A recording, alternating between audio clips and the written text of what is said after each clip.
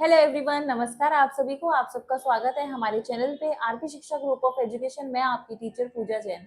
बच्चों, आज हम इस वीडियो में आपके लिए एक बहुत इंपॉर्टेंट इन्फॉर्मेशन लेकर आ रहे हैं जो कि है एमएड से रिलेटेड। कि कई सारे बच्चे ऐसा सोचते हैं कि एमएड करने के बाद सिर्फ हम टीचर ही बन सकते हैं, हमें टीचिंग ही करनी पड़ेगी। तो आज हम आपको इस वीडियो में बताएंगे कि एमएड करने के बाद आपके पास करियर ऑप्शंस क्या क्या अवेलेबल रहते हैं।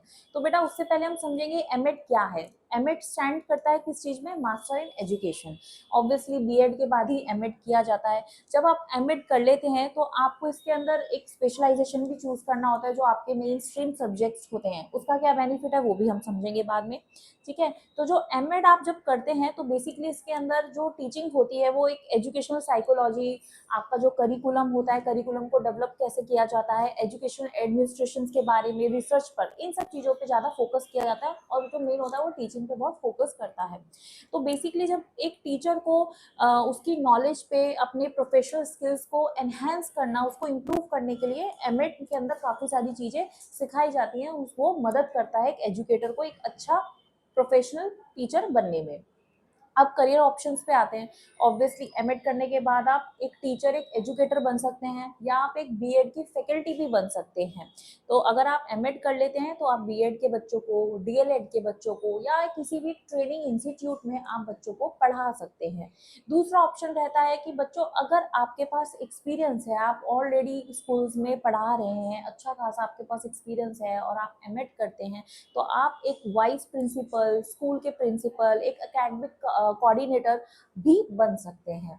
तीसरा आता है आपका एजुकेशनल काउंसलर। बेटा, काउंसलर का काम क्या होता है कि वो बच्चों को गाइड करते हैं, मार्गदर्शन देते हैं रिगार्डिंग उनके स्टडीज और करियर ऑप्शन। तो इस प्रोफाइल पे भी आप जा सकते हैं, एज अ एजुकेशनल काउंसलर भी आप जॉब कर सकते हैं। चौथा प्रोफाइल है आपका करिकुलम डेवलपर। देखो, करिकुलम डेवलपर आपने देखा होगा, जब हमारे पास टेक्स्ट बुक आती हैं तो उसमें बहुत सारा कंटेंट होता है, ये काफ़ी सारी स्टोरीज लिखी होती हैं, चैप्टर्स होते हैं। कौन डिसाइड करता है? एक करिकुलम डेवलपर होता है जो कि एक नोटबुक के कंटेंट्स को डिसाइड करता है। तो एक एजुकेशनल कंटेंट को बनाना, लर्निंग मटेरियल्स को तैयार करना, उसको डिज़ाइन करना, ये सब एक करिकुलम डेवलपर का ही जॉब होता है। तो आप इस प्रोफाइल पे भी जॉब कर सकते हैं। फिफ्थ ऑप्शन रहता है आपके पास एजुकेशनल रिसर्चर।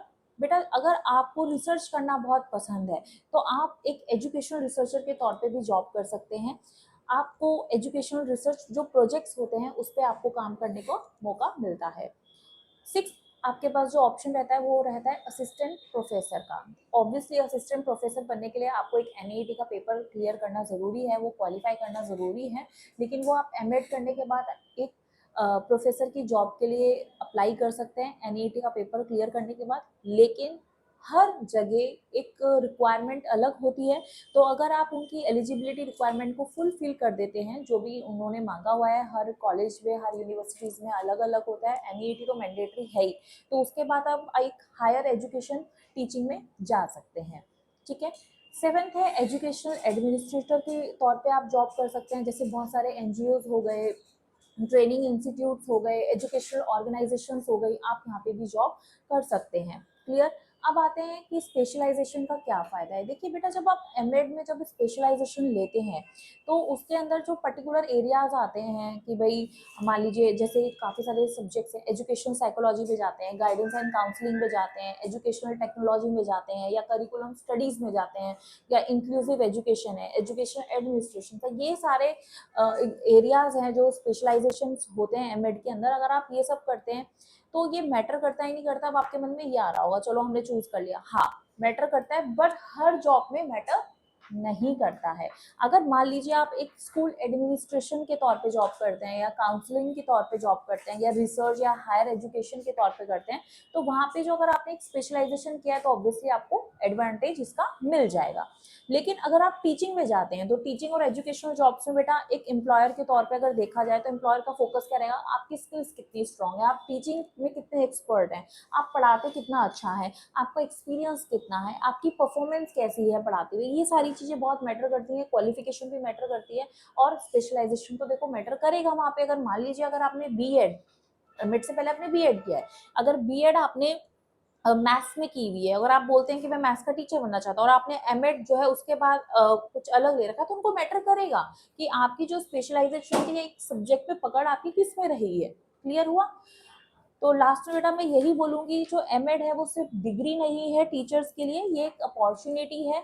एमएड करने के बाद एक टीचर्स के लिए काफ़ी सारी अपॉर्चुनिटीज़ ओपन हो जाती हैं, टीचिंग में, एडमिनिस्ट्रेशंस में, काउंसलिंग में, रिसर्च में, करिकुलम डेवलपमेंट में और एजुकेशनल लीडरशिप में। तो आप जो है कई सारे आपके लिए डोर्स ओपन हो जाते हैं।